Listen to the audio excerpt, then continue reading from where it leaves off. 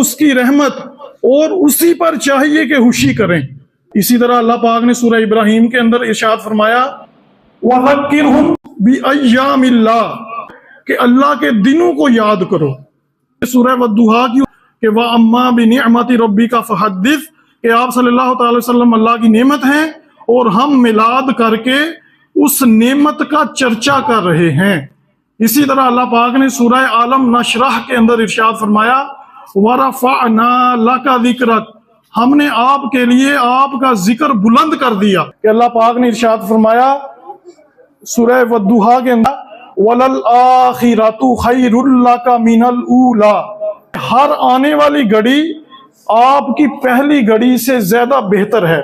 سورۃ التوبہ کی second last آیت ہے لَقَدْ جَاءَكُمْ رَسُولٌ مِّنْ أَنفُسِكُمْ تحقیق تم میں سے تمہاری طرف رسول آ گئے۔